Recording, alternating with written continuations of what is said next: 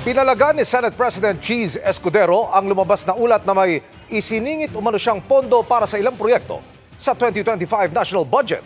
Inakusahan niya ang Kamara na pinanggalingan ito. Sagot ng Kamara, bakit sila tinataasan ng kilay? Nakatutok si Mav Gonzales.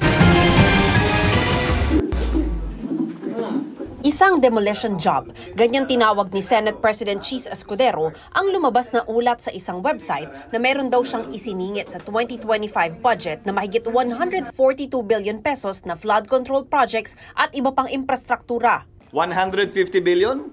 No, of course not. Dun sa kahit po sa Sorsogon. Sa Sorsogon, nag-ano? Kung meron din po kayong mga 9 billion? changes. No.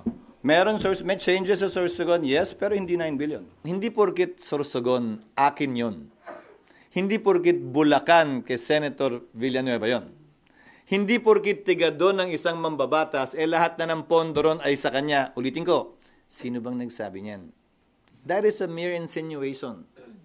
Again, bahagi ng ika nga, PR job, PR campaign. So, hindi automatic yun. Aniya, malinaw na paninira daw ito na inilabas bago magbotohan para sa Senate President ng 20th Congress. Gaya raw ng alegasyon na pinuntahan niya si House Speaker Martin Romualdez sa Kamara para siguruhing naisama sa budget bycam ang mga insertion niya.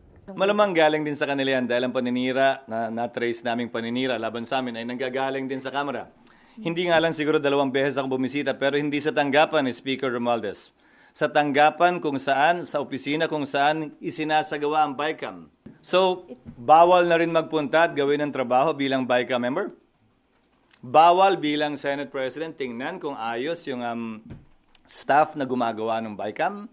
May insinuation. Sagot ng Kamara. Bakit kami? Ba't kami may kasalanan? Bakit pag may mga criticism sa kanya, tinataasan niya ng kilay ang House of Representatives? Siguro yung tanong, bakit nga siya nandito? Kung tungkol yan sa BICAM, kasi ang speaker hindi naman po nakialam sa BICAM ng budget. Mahirap din daw ang gusto ni Pangulong Bongbong Marcos na hindi niya papayagan ang budget na hindi alinsunod sa National Expenditure Program ng pamahalaan. Hindi naman nga pwedeng walang baguhin. Again, Congress has the power of the purse.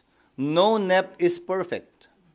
But as long as it is based on discussions made openly with transparency and accountability, wala ako nakikitang problema. Kalihim mismo ng Pangulo ay humihiling sa Kongreso ng dagdag o pagbabago sa kanilang budget.